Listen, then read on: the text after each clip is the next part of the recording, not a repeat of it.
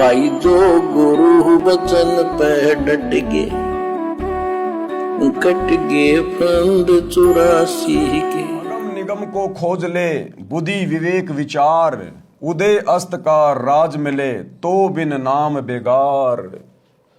सतगुरुदेव क्या कह रहे हैं कि हे नादान प्राणी, इन शास्त्रों को पढ़कर, महापुरुषों के इतिहास को पढ़कर जो पहले घटनाएं घटित हो चुकी हैं, जो आगे तेरे साथ में बनेगी, तो उसके ऊपर थोड़ा सा विचार कर ले, थोड़ा सा बुद्धि विवेक लगा।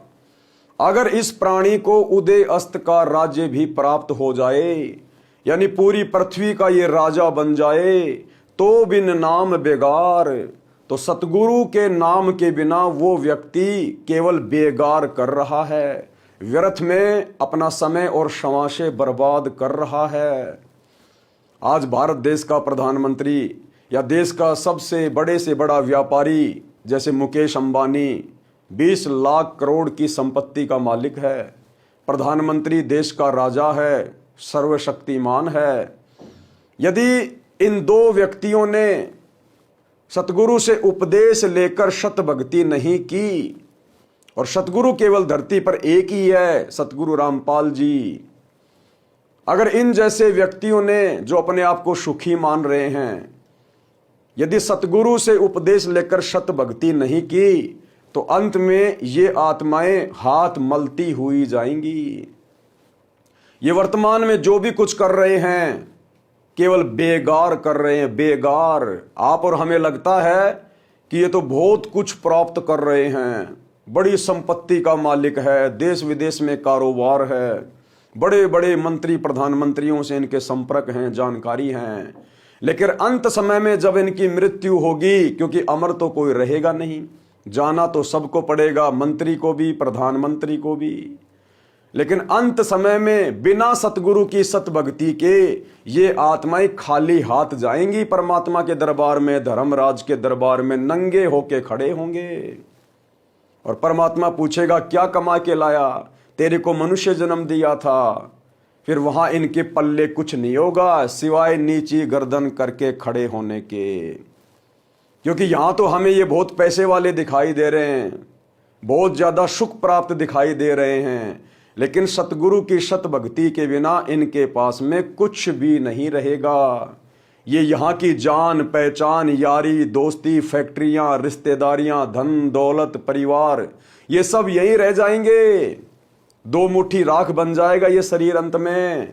और फिर ये प्राणी पछताएगा जब यम के दूत इसकी पिटाई करते हुए लेकर जाएंगे।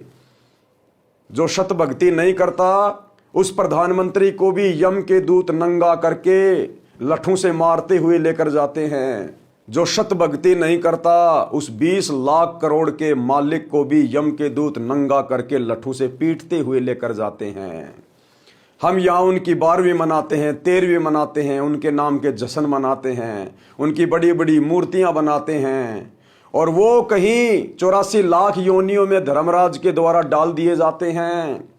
वे महापुरुष तो गधे कुत्ते सुअर पशु पक्षी बनकर घूम रहे हैं, और यहाँ उनकी मूर्तियों की पूजा की जाती है, उनके गले में माला डाली जाती है, उनकी जयंतियां मनाई जाती है। तो इस काल ने हम जीवों को बिना सतभक्ति के और बिना सृष्टि रचना की जानकारी के इस प्रकार से उल्लू बना रखा है, उल्लू। तो बेगार क्या है, गुरुदेव ने बहुत ही अच्छे शब्दों में बताया है।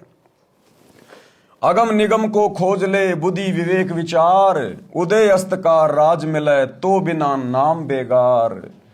भावार्थ, पुराने समय में पुलिस थानों में जीप कार आदि गाड़ियां नहीं होती थी।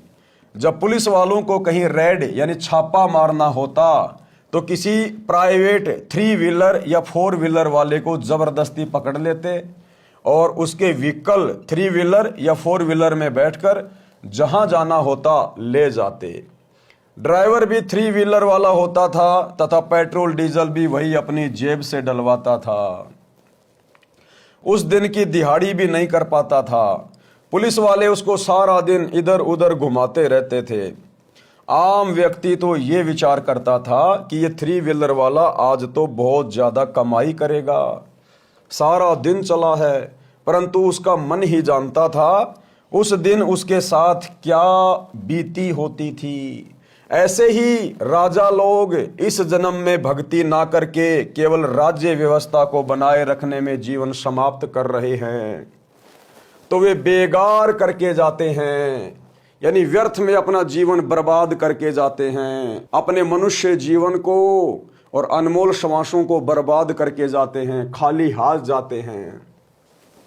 पूर्व जन्म के धर्म कर्म से राजा बनता है, वर्तमान जन्म में उसी पुण्य को खर्च खा रहा होता है।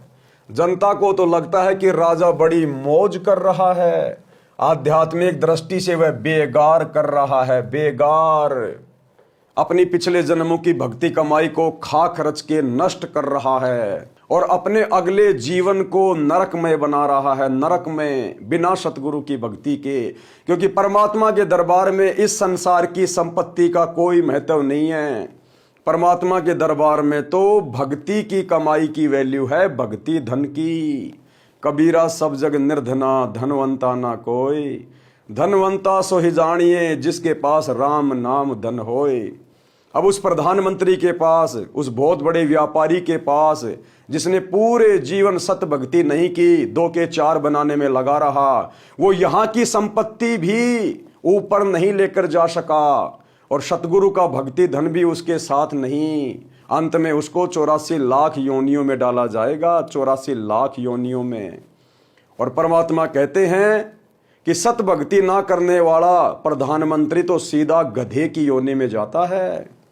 कबीर परमेश्वर कहते हैं, एक हरि की भक्ति बिन राजा गधा हो, माटी लदे कुम्हार की घास न डाले को। भक्ति कमाई नहीं कर रहा है। यदि व्यक्ति पूर्ण गुरु से दीक्षा लेकर भक्ति नहीं करता है तो उसको चाहे उदय अस्त का यानी पूरी पृथ्वी का राज्य भी मिल जाए तो भी वह 3 व्हीलर वाले की तरह व्यर्थ ही मारो मार यानी गहमा गहमी कर रहा है। उसे कुछ लाभ नहीं होना। इसलिए राजा हो या प्रजा, धनी हो या निर्धन, सबको नए सिरे से भक्ति करनी चाहिए। उसी से उनका भविष्य उज्जवल होगा। क्योंकि वर्तमान में उस राजा का जो भविष्य उज्जवल है, उस व्यापारी का जो भविष्य उज्जवल है, वो भी उसके पिछले जन्म की भक्ति के कारण है, पुण्य के कारण है, जिसको वर्तमान में वो खर्च रहा है, बर्बाद कर रहा है। और अगले जन्म के लिए वर्तमान में सच्चे सतगुरु से उपदेश लेकर भक्ति ना कर वो कोई कमाई नहीं कर रहा है, तो अगले जन्म में वो खाली का खाली रहेगा, उसकी दुर्गति होगी। इसलिए सच्चे सतगुरु का ज्ञान सुनकर समझकर उनसे उपदेश लेना नितांत आवश्यक है और अपना भविष्य उज्जवल बनाना चाहिए। भाई जो गुरु वचन पे डट गे, कट गे फंद 84 के, कट गे फंद 84 के, कट गे फंद 84 के।